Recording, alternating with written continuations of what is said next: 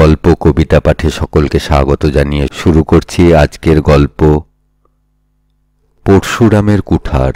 লেখক সুবোধ ঘোষ। চারিদিকের কলিয়ারিগুলির সুদিন পড়েছে, বাজার বস্তি বাড়ছে, নিত্য নতুন কুলি, কারিগর, কেরানি ও দোকানির ভিড়ে নয়াবাদ যেন গেজে উঠেছে। নয়াবাদকে তাই আর শুধু বাজার বলা যায় না, শুধু একটা থানা দিয়ে আর সামলে রাখা সম্ভব নয়। একজন সাব ডিভিশনাল অফিসারকে আদালত নিয়ে বসতে হলো নয়াবাদে। সেই থেকে নয়াবাদ মহকুমা। কিছু ভদ্রলোকের আমদানি হলো। প্রথম যাঁরা এলেন তাঁরা শুধু কয়েকজন উকিল, ডাক্তার আর একজন ওভারসিয়ার। প্রাইমারি বাংলা স্কুল হলো একটা, মিউনিসিপ্যালিটিও চালু হলো। তার অনেক আগেই নয়াবাদের লালমাটির ডাঙা ফুঁড়ে গজিয়ে উঠেছে ক্যাথলিক মিশনের সুন্দর একটা গির্জা, দেশি খ্রিস্টান মেয়েদের কনভেন্ট, একটা অনাথালয় আর একটা জেনানা হাসপাতাল। ঝাউবনের ফাঁকে সাদা নতুন ইমারতগুলি উঁকি দিয়ে ছবির মতো স্থির হয়ে থাকে। তারপর শুরু হলো নয়াবাদের একটানা অবিচ্ছিন্ন পরিবর্তন। রাতের রেলগাড়ির মতো নয়াবাদকে টেনে নিয়ে গেলে বছরের পথ ধরে হু হু করে পরিণামান্তরে। কিন্তু সবচেয়ে বদলে গেল যে নাম ধাম চেহারা পর্যন্ত তার নাম ধনিয়া। বাঙালিটোলা থেকে সামান্য একটু দূরে দুর্গাবাড়ির পেছনে এক আমড়াতলায় ধনিয়ার ছোট একটা মেটে ঘর, খাপড়ার ছাউনি। সকাল থেকে সন্ধে পর্যন্ত ঘরের সম্মুখে একটা ছাগল বাঁধা থাকে। বাংলা স্কুলের ছেলেরা তাই নাম দিয়েছে ছাগল লজ। তিলকের মা ধনিয়া। তিলককে আজ পর্যন্ত কেউ দেখেনি। তিলকের বাবাকে তাও কেউ জানে না। কিন্তু 2-3 বছর পর পর নিয়মিত ক্রমে তিলকের অনুজ ও অনুজারা ভূমিষ্ঠ হয়। শোণিত স্নাত এক একটি আনন্দের কণিকা যেন চুপে চুপে সকলের অলক্ষ্যে মায়ের হাত ধরে জীবনের পথে দেখা দেয়। তারপরেই হঠাৎ হাতছাড়া হয়ে মেলার ভিড়ে হারিয়ে যায়। আর তাদের কেউ দেখতে পায় না। থেকে থেকে ধনিয়াও একদিন উধাও হয়ে যায়। মাস দুয়েক তার আর দেখা পাওয়া যায় না। তখন তাকে পাওয়া যাবে মিশন জেনানা হাসপাতালের একটি ফ্রি বেডে। ক্ষুদ্র বিবর্ণ একটি মানুষের শাবক কুঁকড়ে পড়ে আছে ধনিয়ার বুকের কাছে। কটা দিন যেন উষ্ণ নরম ডানার তলায় পরিপুষ্ট হতে থাকে স্লথ শরীরটা। একটু ভরাট হয়ে আসে, চামড়ার ভাঁজ আর রেখাগুলি ধীরে মিলিয়ে যায়। মিটমিট করে তাকায়, হাত পা ছোঁড়ে। একটু স্পর্শ পেলেই চারা গাছের পাতার মতো লোলুপ ঠোঁট দুটো নড়ে ওঠে। তারপর আর নয়, পাখি উড়ে যায়। ধনিয়া একা ফিরে আসে তার ছাগল লজে। তিলকের ভাইটিও যথানিয়মে মিশন অনাথালয়ে চালান হয়। ধনিয়া অদ্ভুত মানুষ। হাসপাতালের নার্সেরা আশ্চর্য না হয়ে পারে না। লেডি ডাক্তারও হতবুদ্ধি হয়ে বলেন, জিসাস, আমি সত্যি ঘাবড়ে গেছি। এই মেয়েটা আমার বাইবেল ও বিজ্ঞান উল্টে দিয়েছে। জানতাম পাখির বাচ্চাই বড় হয়ে পালিয়ে যায়, কিন্তু এই প্রথম দেখলাম পাখি পালিয়ে যাচ্ছে বাচ্চা ফেলে দিয়ে। ভদ্রলোকের পাড়া ঘেঁষে থাকে ধনিয়া। আত্মীয় বলে ওর কেউ নেই, ওর সমাজ নেই। কিন্তু এ শুধু সূর্যাস্ত পর্যন্ত। সন্ধ্যার পর আর সে নিয়ম চলে না। প্রতি রাত্রে সড়কের ওপর দাঁড়িয়ে দেখা যায় শুধু কানাকানির ওপর দিয়ে আমড়াতলায় এক অদ্ভুত পৃথিবীর লীলা খেলা চলেছে। আবছা আলো, চাপা হাসি। শব্দ এখানে শুধু ফিসফিস, গান এখানে শুধু গুঞ্জন। সবই অস্পষ্ট। এখানে কাউকে আসতে দেখা যায় না, কেউ কখনো চলেও যায় না। রাউন্ডের পুলিশ ছাড়া সেসব অদৃশ্য ছায়াজীবের পরিচয় আর কেউ জানে না। কিন্তু তা নিয়ে শোরগোল হয় না কখনো। রাত্রে যতবার ধনিয়ার দরজা খোলে, রাউন্ডের পুলিশেরও ততবার আয়ের পথ খুলে যায়। এইভাবেই চলছিল। কিন্তু ভদ্র সমাজে ধনিয়ার সম্বন্ধে আলোচনা হয় কেন?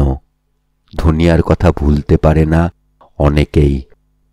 বাংলা স্কুলে ছুটি হলে বাড়ি ফেরার পথে ছেলেদের মনে পড়ে ধনিয়াকে, ছাগল লজের আমড়া গাছ।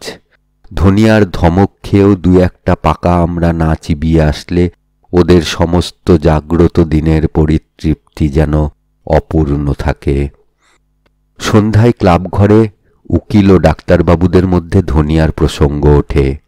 তারা বলেন, মেয়েটার কেউ নেই, অথচ চলে যায় বেশ, রহস্য বটে। রাত্রি 10টার পর রাউন্ডের কনস্টেবলরা পোস্টে যাবার আগে এক টিপ খৈনি মুখে দিতেই ওদের চোখ মুখ উজ্জ্বল হয়ে ওঠে। সমস্ত রাত্রি টহলের একঘেয়েমি। তারই মাঝে আমড়াতলার সামনে মিষ্টি অন্ধকারে কিছুক্ষণ থমকে থাকা। ধনিয়ার ঘরের দরজার ফাঁকে প্রদীপের একটু ক্ষীণাভা, প্রাপ্তি ও পুরস্কারের দিব্য জ্যোতি। চাঁদনি রাতের আকাশের দিকে ওরা এত আগ্রহ করে মুখ তুলে কখনো তাকায় না। এখানেই শেষ নয়, ধনিয়ার ব্যক্তিত্বের ছায়া আরো অনেক দূর ছড়িয়ে পড়েছে, বাঙালি ভদ্র ঘরের শুদ্ধান্তপুরে পর্যন্ত। এটা অবশ্য নিছক প্রয়োজনের তাড়নায়। ঘটনা এমনই দাঁড়ালো যে সন্তানবতী বধূ সমাজও এহেন ধনিয়ার সাহায্যের ওপর নির্ভর না করে আর পারল না। তাদের মাতৃত্বের প্রতিষ্ঠাটুকু নইলে বুঝি মাঠে মারা যায়। ভদ্রবাড়ির প্রসূতিদের একটা না একটা আধি ব্যাধি লেগেই আছে। কেউ সূতিকায় জর্জর, কেউ রক্তহীনতায় সিটিয়ে যায়, কারো বা বুকের অপত্য নির্ঝর অকালে স্তব্ধ হয়ে গেছে। মিশন হাসপাতালের লেডি ডাক্তার মোটা ফি নিয়ে বাড়ি বাড়ি ঘুরে প্রসূতিদের পরীক্ষা করে অভিমত দিলেন, প্রসূতিদের চিকিৎসা চলতে পারে, কিন্তু শিশুদের জন্য কোনো ট্রিটমেন্টই সফল হবে না। ওদের দরকার ভাইটালিটি, ওষুধ নয়। তবে উপায় একজন সুস্থ সবল আয়া, শিশুদের বুকের দুধ খাওয়াবার জন্য। ঘরে ঘরে আতঙ্ক ও দুশ্চিন্তায় সকলের মুখের হাসি মিলিয়ে গেল। এই বংশরক্ষার সংকটে গরজের বালায় ডেকে আনল ধনিয়াকে। আমড়াতলা থেকে একেবারে ভদ্রবাড়ির আঁতুর ও অন্তঃপুরে। ধনিয়ার ডাক পড়ে বাড়ি বাড়ি, বুকের দুধ খাইয়ে যাবার ঠিকে। দুবেলার রেট মাসিক 6 টাকা, দৈনিক 1 পো চালের সিধে, আর ঠিকে শেষ হলে বিদায় নেবার দিন একটা নতুন শাড়ি। এই বরাদ্দে ধনিয়া বাড়ি বাড়ি খেটে যায়। প্রত্যহ সকাল বা সন্ধ্যের আগে ধনিয়া ঠিক খাটতে বার হয়, হাতে একটা ভাঁজ করা পরিষ্কার তোয়ালে। সব সময় মুখ হাসি হাসি, সুগন্ধ নেবু তেলে চুবিয়ে চুল বাঁধা, লাল সায়ার ওপর একটা পাতলা ধোলাই শাড়ি। চলবার সময় পায়ের আঙুলের উপর চুটকিগুলো খই ফোটার শব্দের মতো বাজতে থাকে। নাকে একটা সোনার চিরিতনের নাকছাবি ঠোঁটের মিটিমিটি হাসির সঙ্গে মানিয়ে যায় বেশ। প্রসাধন তেমন কিছু নয়, পরিচ্ছন্নতায় বেশি, কিন্তু সুশ্রী চেহারা হঠাৎ দেখে মনে হয় বড় বেশি ঠাঁট। ঘোষালবাবুদের বাড়ির অন্দরে ধনিয়া ঢুকল। এখানে একবেলা ঠিকে খাটতে হয়, মাত্র 3 মাসের একটা ছেলে। ধনিয়াকে দেখেই ঝি প্রথমে মুখ কুঁচকে ঘরের ভেতর চলে যায়। একটা মোড়ার ওপর বসে আছেন জীর্ণ শীর্ণ ঘোষালবাবুর স্ত্রী। সামনে একটা দোলনায় ঘুমন্ত নতুন খোকাটা। ঝি গিয়ে জানালো, ওই এসেছেন, কি ঠাঁট রে বাবা, গা ঘিন ঘিন করে। ঘোষালবাবু স্ত্রী বিদ্রোহিণী ঝিকে শান্ত করলেন। যাক, মুখের ওপর কিছু বলিসনি ঝি, দায়ে পড়েছি, কাজ নিতে হবে। ভেতরে যে যেমন লোক হোক না, আমাদের কি। ধনিয়া এগিয়ে এসে দোলনা থেকে শিশুটিকে কোলে তুলে নিয়ে বসে। দু একটা অবান্তর প্রশ্ন করে, আজ কেমন আছো দিদি? উত্তরের কার্পণ্য দেখে আর বেশি কিছু বলে না। কাজ শেষ হবার পর একটুখানি দাঁড়ায়, গামছায় সিধে বেঁধে নিয়ে চলে যায়। বিকেলে নরেনবাবুর বাড়ি মেয়েদের একটা জটলা বসে। হাজির হয় ধনিয়া। একটা ধাড়ি ছেলেকে দুধ খাওয়াতে হয়। 3 বছর বয়সের রোগাপটকা ছেলে, পেটে এখনো গরুর দুধ হজম হয় না। বুড়োটে চেহারা আর উগ্র স্বভাব নিয়ে সারা বাড়ির লোককে জ্বালাতন করে। যতক্ষণ জেগে থাকে ততক্ষণই কাঁদে আর মাটিতে গড়ায়। কোনো প্রবোধ সান্ত্বনা মানে না। বারান্দায় উঠে ধনিয়া হাততালি দিল। আওয়া মেরে লাল। চিৎকাররত ছেলেটা মন্ত্রমুগ্ধ সাপের মতো ভূতল শয্যা থেকে একবার ফনা তুলে তাকালো, তারপর এক দৌড়ে এসে ঝাঁপিয়ে পড়ল ধনিয়ার কোলে। খানিকক্ষণ ধনিয়ার হাতের বাজু নিয়ে টানাটানি উপদ্রব করল, তারপর চুপ করে ধীর স্থির হয়ে গুটিয়ে শুয়ে পড়ল ধনিয়ার কোলে। কিছুক্ষণ পরে ধনিয়া ডাকল, ছেলে ঘুমিয়ে পড়েছে, কোথায় শোয়াই? অকস্মাৎ ঘরের ভেতর মেয়েদের মধ্যে যেন একটা বড় রকমের রসিকতার ঝড়ের দোলায় সকলে চঞ্চল হয়ে উঠল। জব্দ করার জন্য সকলে মিলে চেপে ধরল নরেনবাবুর স্ত্রীকে। কই, উত্তর দাও শিগগির। ছেলের নতুন মা তো কি বলছেন? লজ্জায় ও বিরক্তিতে অপ্রস্তুত নরেনবাবুর স্ত্রী ছটফটিয়ে উঠলেন। আমি ওর সঙ্গে কথা টথা বলতে পারবো না বাবা। পুঁটি, তুই গিয়ে খোকাকে নিয়ে আয়। অগত্যা ওভারসিয়ার বাবুর মেয়ে পুঁটি, 8 বছর বয়সের একটা বোকা বোকা খুকি, সেই এগিয়ে গেল। ধনিয়া সিধের জন্য দাঁড়িয়ে আছে। ততক্ষণ সকলেই উঁকি ঝুঁকি দিয়ে দেখতে থাকে। এতখানি পথ হেঁটে এসেছে মেয়েটা, তবু পা দুটো পরিষ্কার। ধুলো ময়লা যেন পিছলে ঝরে গেছে। কেউ বা বেফাঁস বলে ফেলেন, মাগির হাত দুটো কি নিটোল, আর তাগাটা যেন গায়ের মাংসের ওপর রূপো দিয়ে একেবারে আঁকা। খিড়কির দৌড় দিয়ে ধনিয়া অদৃশ্য হতেই পেছনের কৌতূহলী দৃষ্টিগুলি যেন শান্ত হল। মাস্টারের বউ তাকিয়ে তাকিয়ে 2-3 বার শিউরে উঠলেন। আমি আর লাল ছায়া পড়ছি না বাবা, এ জন্মে নয়, আজ থেকে ইতি। দুপুরে দেখা যেত ঘরের বাইরে একটা মোড়ার ওপর বসে ধনিয়া তামাক টানে। অদূরে ঘাসের ওপর চরন্ত ছাগলটার সঙ্গে স্নেহাপ্লুত স্বরে ডাকাডাকি, উত্তর প্রত্যুত্তরের পালা চলতে থাকে। কিন্তু কদিন থেকে ধনিয়াকে আবার দেখতে পাওয়া যাচ্ছে না। আমড়াতলায় মেটে ঘরের দরজায় কুলুপ লাগানো। ধনিয়ার ছাগল বাঁধা রয়েছে নালার ধারে, আর একটা কুড়ের সামনে বুড়ো প্রসাদী ডোমের ঘর। 80 বছরের মতো বয়স হয়েছে প্রসাদীর। 18 বছর বয়সে কালাপানি হয়েছিল একবার ডাকাতির দায়ে। তারপর ছাড়া পেয়ে আরও 5 বার জেল খেটেছে চুরির জন্য। মোট 42 বছর জেলের ভাত খেয়েই জীবন কেটেছে তার।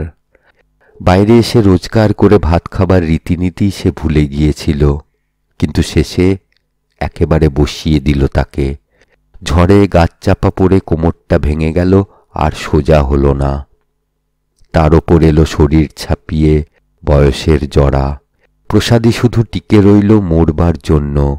এখন ওকে দেখলে মনে হয় মূর্তিমান একটা ক্ষুধা হাঁ করে রয়েছে। ছাগলটা ছাড়া প্রসাদই হলো ধনিয়ার একমাত্র পোষ্য। দিনের রান্না শেষ করে ধনিয়া রোজ 1 থালা ভাত প্রসাদীর ঘরে পৌঁছে দিয়ে আসে। এই জন্যই বোধহয় ওর মরতে যা কিছু দেরি হচ্ছে। প্রসাদীর ঘরের সামনে ধনিয়ার ছাগল, এদিকে জেনানা হাসপাতালে সন্ধ্যার আলো জ্বলছে। ধনিয়ার বেড ঘিরে নার্সদের ভিড়, সকলের মুখে একই অনুনয়, অন্তত এই বাচ্চাটাকে সঙ্গে রাখ ধনিয়া। না মিসবাহিন, পারবো না। লেডি ডাক্তার বললেন, তোমার বদনামের কথা কে না জানে, চাপা দিতে তো আর পারবে না, তবে নিজের বাচ্চাকে নিজে রাখো না কেন? না ডাক্তার নিজি, আমি খাওয়াতে পড়াতে পারবো না। ছেলে কষ্ট পাবে আর বড় হয়ে আমার দুশ্মন হবে। ছেলেকে মানুষ করার মতো পয়সা আমার নেই। কি বলছিস পাগলের মতো? ভিখিরি মেয়েগুলোও ছেলে ছেড়ে দেয় না, ওদের বুঝি পয়সা খুব বেশি? ওরা ছেলেকে মানুষ করে না বহিন, ওরা ছেলেকে ভিখিরি করে। আমি তা পারবো না। আচ্ছা, আমরা সকলে কিছু কিছু চাঁদা দেব, ছেলে নিয়ে যা সঙ্গে। তাহলে আপনারাই কেউ ছেলেটাকে ঘরে নিয়ে যান না, আমি তো আপনাদের আয়া হয়েই থাকব। লেডি ডাক্তার আর নার্সেরা বেশি বিতর্কে মন দেয় না। ধনিয়ার চোখের দিকে তাকাতে ওদেরও কেমন গা ছমছম করে। সেবা মমতাকে তারাও ভাড়া খাটায়। কিন্তু ধনিয়ার এই প্রশান্ত নিষ্পৃহা বড় নির্মম ও বিসদৃশ মনে হয়। আদাব, আমি চলি এবার। ধনিয়া উঠে দাঁড়ায়। একজন নার্স ধনিয়ার বেবিকে বেড থেকে ফ্লানেলের টুকরোয় জড়িয়ে কোলে তুলে নেয়। নার্সারিতে চালান করা হবে। ধনিয়ার সেদিকে ভ্রুক্ষেপ নেই। কাঁসার থালা আর ঘটিটা একটা তোয়ালেতে বেঁধে হারিকেন লণ্ঠনটা হাতে নিয়ে সে উঠে দাঁড়ায়। আর একজন নার্স রেজিস্টার নিয়ে আসে। লেডি ডাক্তার জিজ্ঞেস করেন, বাচ্চা কা বাপ কা নাম? ধনিয়া বলে, তা জানি না। লেডি ডাক্তার রেগে উঠলেন, বারবার তোমার ওই এক কথা। যার সঙ্গে আজকাল থাকো তারই নাম বলো না কেন? অনেকের সঙ্গেই থাকি, তার মধ্যে অনেকের নামও জানি না। কসুর মাপ করবেন ডাক্তার নিজি, যে কোনো একটা নাম লিখে নিন। তোমার ভবিষ্যৎ খারাপ, খুব খারাপ। লেডি ডাক্তার রাগ করে উঠে চলে যান। মেল ট্রেন নয়াবাদ স্টেশন ছেড়ে যখন সিটি বাজিয়ে জোরে স্পিড নিচ্ছে, হাসপাতালের ইমারতটা কাঁপছে দূর দূর করে। লাল কম্বলটা গায়ে জড়িয়ে ধনিয়া নেমে যাচ্ছে সিঁড়ি ধরে। কিরকম একটা দুর্বলতায় নার্সদের চোখের দৃষ্টিও ঝাপসা হয়ে আসে। ফটক পার হতেই দারোয়ান ঘণ্টা দিল। রাত 9টা। বছরের পর বছর ঘুরে গেছে, ধনিয়ার আমড়াতলার জীবনে কোনো ছেদ পড়েনি। বছর 3 আগে শুধু শেষবার জেনানা হাসপাতালে যেতে হয়েছিল। নয়াবাদ মিউনিসিপ্যালিটি জাঁকিয়ে উঠেছে।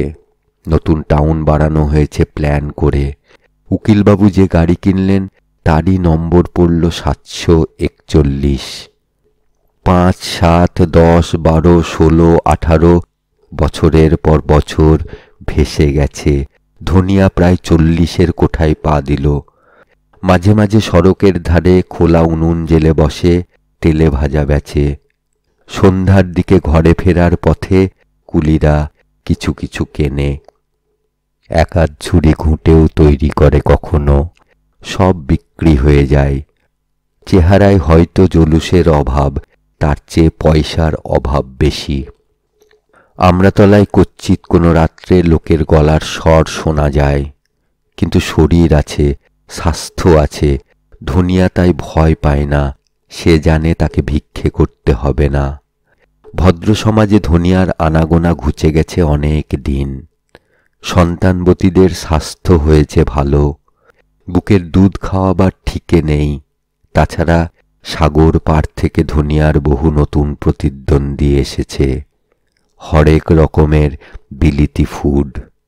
এঁড়ে লাগা নবজাতকদের ধুকপুকে আয়ু ভিজিয়ে রাখতে ধনিয়ার আর ডাক পড়ে না। তাকে বোধহয় সকলে ভুলেই গেছে।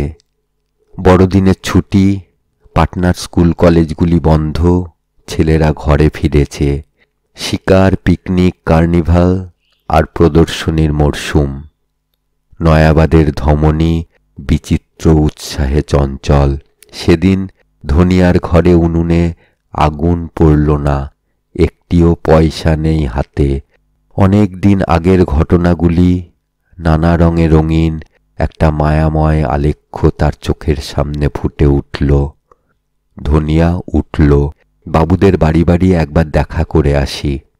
একদিন তো চাকরি করেছি, পরবীর দাবি করা যেতে পারে। যদি খুশি মনে দেয়, 10টা টাকাও যদি ওঠে। নরেনবাবুর বাড়ির অন্দরে ঢুকতে পেল না ধনিয়া। ঘোষালবাবু 4 আনা দিলেন। ধনিয়া দেখল বাড়িময় ছেলেপিলে। ছেলেগুলো বেশ ঢ্যাঙা হয়ে গিয়েছে। আর একটা বাড়ি, একটা নিষেধের কঠোরতা এখানে নেই। কিছু সিদে দিয়ে গিন্নিমা বললেন, যা পাবার পেলে বাছা, এবার ওঠো শিগগির। ধীরেনবাবুর বাড়ির দেউড়িতে 1 ঘন্টা দাঁড়িয়ে থাকার পর ঝি এসে 1টা টাকা হাতে দিল। মা দিয়েছেন, এই নিয়ে বিদেয়ী হও। ধনিয়া বলে, এ ঝি দিদি, তোমাদের বড় ছেলে কই? ঝি কিছুক্ষণ সন্দিগ্ধ চোখে তাকিয়ে থেকে বলল, ওই যে তাস ফেলছে। তা এত খোঁজে দরকার কি তোমার? উফ, কত বড় হয়ে গেছে, দাঁত ওঠার পরও মাই ছাড়তে পারেনি। একবার কামড়ে দিয়ে আমাকে কি নাকাল করেছিল, মনে আছে তো ঝি? আদিক্ষেতা ভালো লাগে না বাপু, তুমি যাও, এদিকে ঘেঁষতে আর এসো না।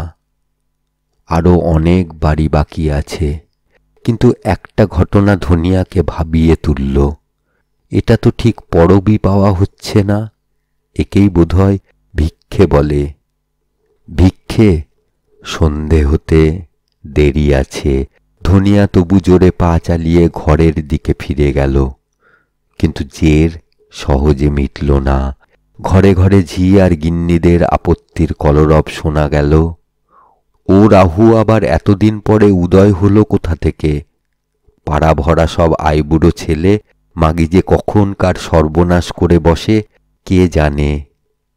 কর্তারা শুনলেন, একেবারে বাজে আশঙ্কা নয়। পাড়া ঘেঁষে এসব জীব থাকা উচিত নয়। ওরা থাকলেই যত গুন্ডা বদমাশের উপদ্রব ডেকে আনে। ক্লাবের সান্ধ্য বৈঠকেও বিষয়টা আলোচিত হল। প্রস্তাবটা সকলেই অনুমোদন করলেন।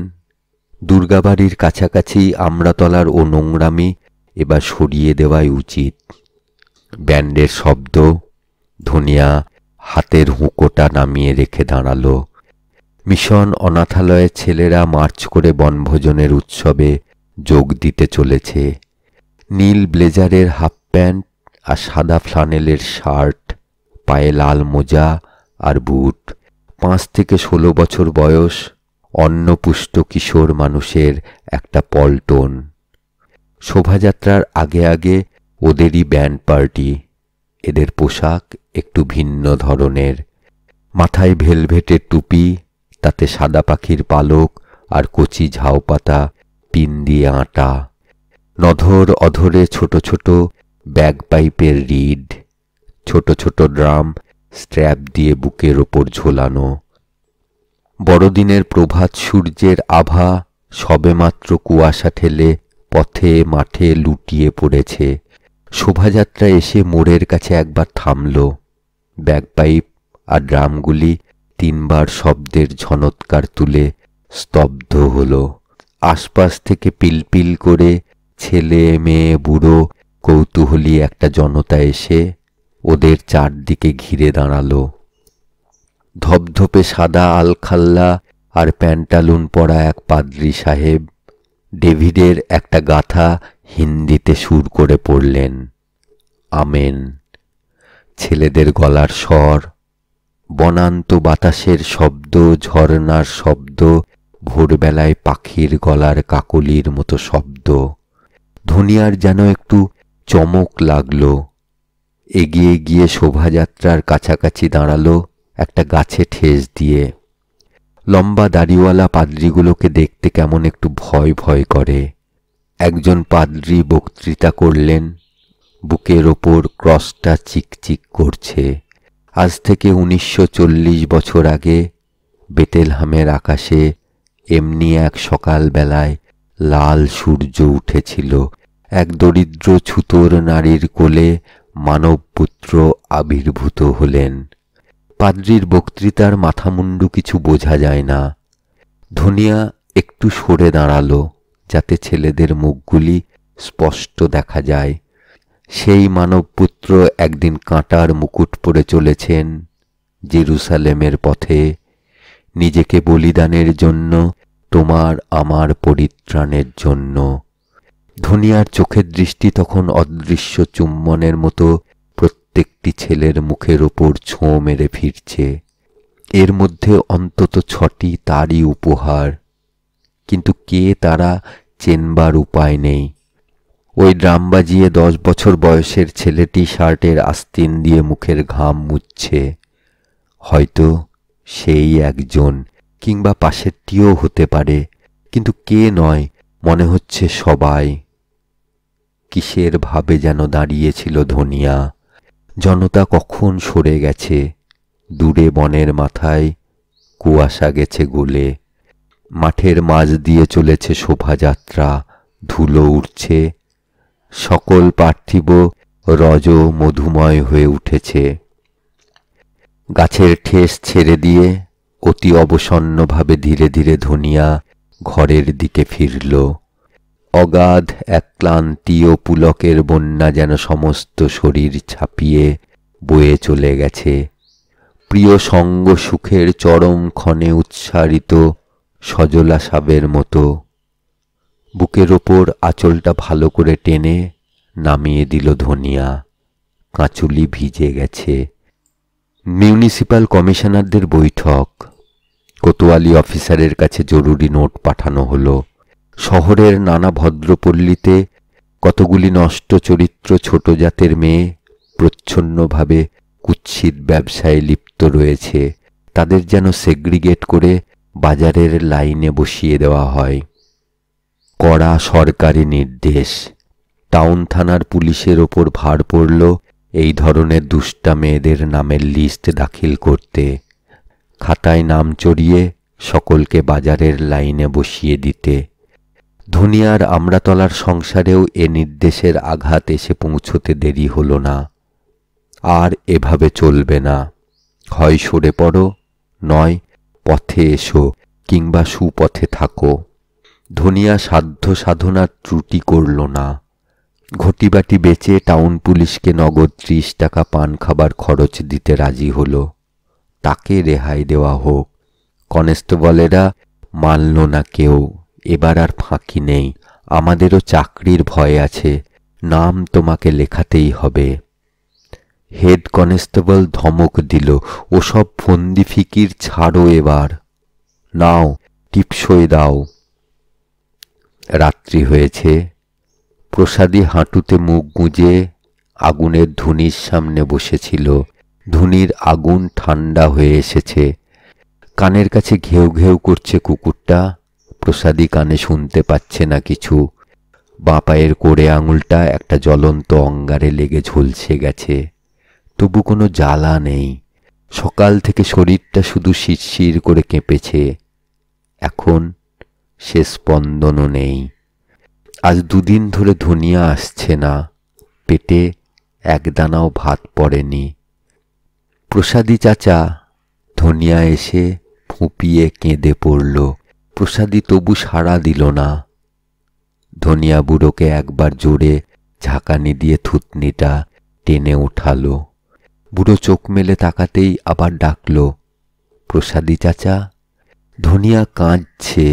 এ কান্নার বেদনা বিদ্যুতের ছোঁয়াচের মতো প্রসাদীকে যেন আঘাত করল। ধরফড়িয়ে উঠল শরীরটা। এ কি, তুই ধনিয়া? হ্যাঁ চাচা, আমার জাত নেই, আমি নাকি রান্ডি। ছি ছি, এ কি বলছিস? হ্যাঁ চাচা, আমাকে নাম লেখাতে হয়েছে, কাল থেকে বাজারে থাকতে হবে। আরে না, তুই তো লক্ষ্মী। না চাচা, আমার স্বামী নেই, গাই গরুরও স্বামী নেই, তারা কি লক্ষ্মী নয়?